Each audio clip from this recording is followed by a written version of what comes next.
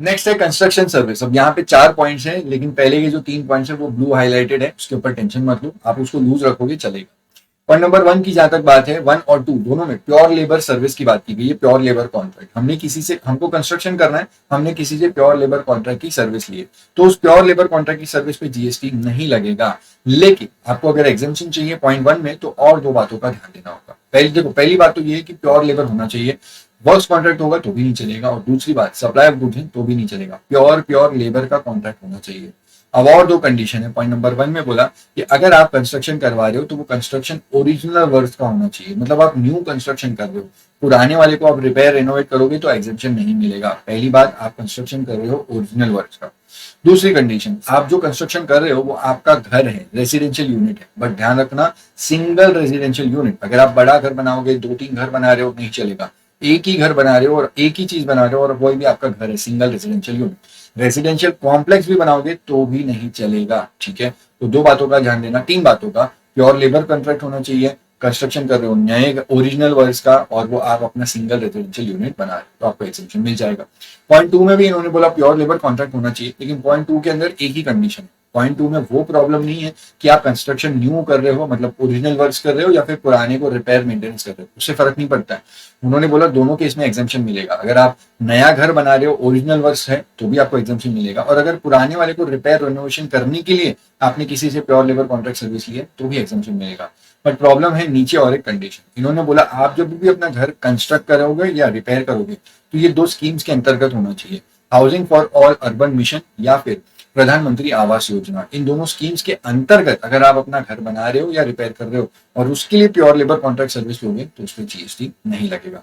अब इन दोनों को एनालिसिस करके यहाँ पे इस तरीके से समझो। मैंने जो पॉइंट नंबर 1 और 2 बताए वो यहाँ पे केस 1 और केस 2 हो गए। अब इनको 3 पॉइंट्स पे जज करना है। पहला पॉइंट, कॉन्ट्रैक्ट कौन सा होना चाहिए, प्योर लेबर ही होना चाहिए, दोनों में प्योर लेबर होना चाहिए। वर्क्स कॉन्ट्रैक्ट होगा नहीं चलेगा, सप्लाई ऑफ गुड्स होगा नहीं चलेगा। पॉइंट नंबर 2, आपको देखना है कंस्ट्रक्शन का टाइप क्या है। अगर आप नया घर बना रहे हो, ओरिजिनल वर्क्स कर रहे हो, तो दोनों ही केस में चल जाएगा, एग्जेम्पशन मिल जाएगी। लेकिन अगर आप पुराने वाले को रिपेयर और मेंटेनेंस कर रहे हो तो सिर्फ बेनिफिट केस 2 में मिलेगा, केस 1 में एग्जेम्पशन नहीं मिलेगा। पॉइंट 3 बोलता है कि आप ये घर वगैरह बना रहे हो, ये क्या है और किस चीज का। तो भैया केस 1 में तो हम अपना सिंगल रेजिडेंशियल यूनिट बना रहे हैं, रेजिडेंशियल कॉम्प्लेक्स होगा तो नहीं चलेगा। और केस 2 के अंदर हम अपना जो घर बना रहे हैं या रिपेयर कर रहे हैं वो 2 स्कीम्स के अंतर्गत होना चाहिए, या तो प्रधानमंत्री आवास योजना या फिर housing for all urban mission. अगर ये सब कुछ कंप्लाई हो जाएगा तो आपको एग्जेम्पशन मिल जाएगी, ठीक है।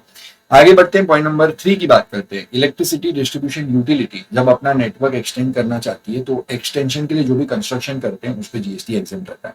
मैं एक बात बताता हूँ, फार्मर के ट्यूबवेल तक इलेक्ट्रिसिटी पहुंचानी है ताकि फार्मर उस इलेक्ट्रिसिटी का यूज कर सके अपनी एग्रीकल्चर में और उसका बेनिफिट हो। लेकिन फार्मर के ट्यूबवेल, अब फार्मर के गांव तक लाइट पहुंचानी पड़ेगी, इलेक्ट्रिसिटी लाना पड़ेगा, उसके ट्यूबवेल तक लाना पड़ेगा। तो इलेक्ट्रिसिटी डिस्ट्रीब्यूशन यूटिलिटी वो बोलती है हमको हमारा नेटवर्क एक्सटेंड करके फार्मर के यहाँ तक लेके आना पड़ेगा। और ये नेटवर्क, इलेक्ट्रिसिटी नेटवर्क एक्सटेंड करना बहुत बड़ा काम होता है, उसमें बहुत ज्यादा कंस्ट्रक्शन और इंफ्रास्ट्रक्चर बनाने पड़ते हैं।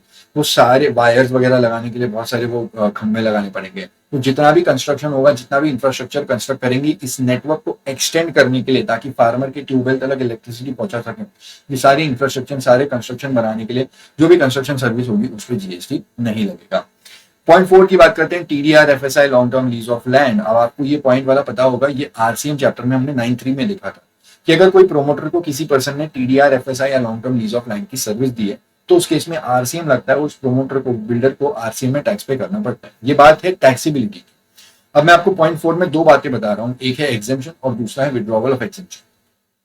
टैक्सेबिलिटी आपको पता है, एग्जेम्पशन की बात करते हैं। इन्होंने बोला कि चलो ठीक है, फिर भी हम आपको एग्जेम्पशन देंगे। जो भी पर्सन आपको TDR FSI long term lease of land की सर्विस देगा, उस सर्विस पे जो भी आपको जीएसटी पे करना है आरसीएम में, उससे हम आपकी जान छुड़ा सकते हैं, आपको एग्जेम्पशन मिल जाएगा। But there is one condition, उस प्रोमोटर बिल्डर को बोला कि आप जितने भी घर बनाओगे, जितना भी कंस्ट्रक्शन करोगे, वो सारे कंस्ट्रक्शन, वो सारे हाउसेस आपको इशुएंस ऑफ कंप्लीशन सर्टिफिकेट के डेट के पहले आपको बेच देने पड़ेंगे। आपको पहले ही कंसिडरेशन आ जाएगा तो सारे फ्लैट्स का क्या हो जाएगा, सप्लाई मान लेंगे और उस पर जीएसटी लग जाएगा। अब सरकार को इन फ्लैट्स के ऊपर जीएसटी मिल ही जाएगा तो TDR FSI long term lease of land के ऊपर जो आरसीएम की टैक्स लायबिलिटी है वो माफ करने में क्या जाता है, इनको टैक्स तो मिल ही रहा है। तो इसलिए इन्होंने कंडीशन डाली कि इस डेट के पहले पहले सारे फ्लैट जितने भी बना रहे हो, सारे फ्लैट्स पहले पहले बेच देना, जितने भी फ्लैट बना रहे हो, ठीक है।